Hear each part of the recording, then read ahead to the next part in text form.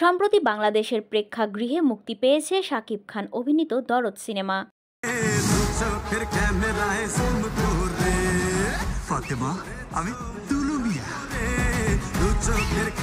ছবির নির্মাতা শুরু থেকেই বলে আসছিলেন বাংলাদেশ ও ভারতে একই দিনে মুক্তি পাবে ছবিটি, কিন্তু গত 15ই নভেম্বর বাংলাদেশে মুক্তি পাওয়া এই ছবিটি প্যান ইন্ডিয়ান বলা হলেও এখনো ভারতে মুক্তি পায়নি।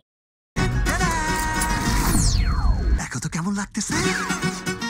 তুমি তো বললে থানায় গিয়ে সব দোষ স্বীকার করবে। এদিকে পাকিস্তানেও বাংলাদেশের সিনেমার বাজার তৈরি হয়েছে। গত ঈদে বাংলাদেশের মোনা জিন 2 পাকিস্তানের লাহোর, করাচি, ইসলামাবাদ সহ বিভিন্ন প্রদেশের 24টি প্রেক্ষাগৃহে মুক্তি পায়। এরপর শাকিব খান অভিনীত তুফান সিনেমা পাকিস্তানের 43টি প্রেক্ষাগৃহে মুক্তি পায়। সর্বশেষ দরদ সিনেমা পাকিস্তানে মুক্তি পাওয়ার কথা থাকলেও মুখ ফিরিয়ে নেয় দেশটির প্রদর্শকেরা। জানা গেছে প্রিভিউয়ের পর পাকিস্তানে ছবিটির মুক্তি প্রত্যাখ্যান